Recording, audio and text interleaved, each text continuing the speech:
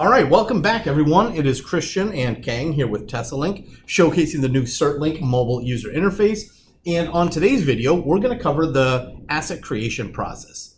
You're a technician, you're an inspector, you're out in the field, you come across a piece of equipment that you need to add to the system. And what we did with our new mobile user interface is really streamline that process. We allow you, with just answering a few different questions, to create an asset quickly and easily, get it added to a list and get it ready to be worked with. And Kang's going to showcase a lot of that for you. Today's example, look, you're an inspector in the field, you're doing a lifting and rigging inspection job, and you come across a 4-leg chain sling that isn't in the system. So Kang, take us through it.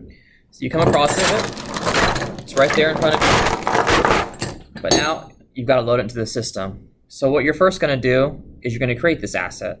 So we'll select create. It's the third button down? Second button from the top. Second button, okay. Then we'll click asset. Do you want to create from an existing template or not?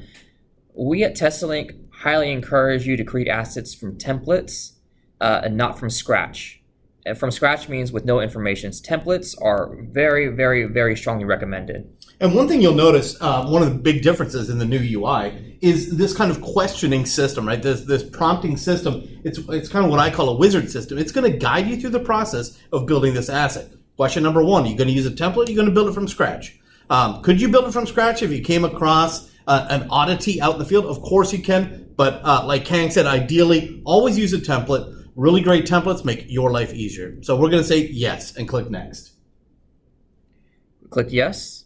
Now, what kind of template do we want? So we know that we have a chain in front of us. So we're going to look up description. We're going to look for a chain.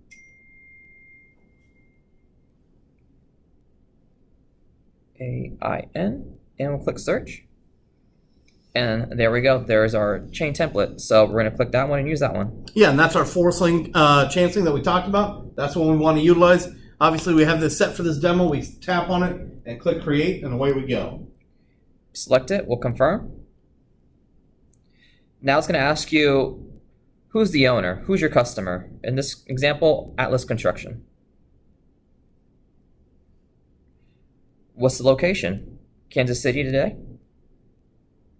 And now we'll create the asset ID number. So in this case, CS-001. Yeah, and look, we always have to put an asset number on our piece of equipment. And what is that asset number? 99 times out of 100 is the visible equipment identifier on that piece of equipment. And so the next question, as you'll see when Kang clicks next, it's going to ask us, do you want to copy that asset number to the serial number field? Yes, of course we do. That makes complete sense for our situation. Next, it's going to ask you, do you want to add a chip or a barcode? But in this case, we're okay with not having one. So we'll click none. And after this asset's created, it asks you, do you want to pin it to your pin items list?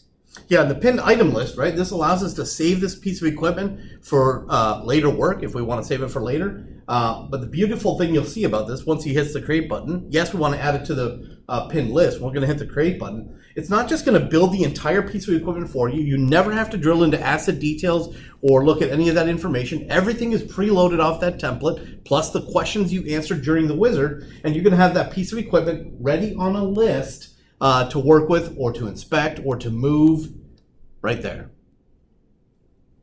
So right now we have two items on our pin list. One was before, the one we just created, CS-001. We can click into that. I'll show you the asset details.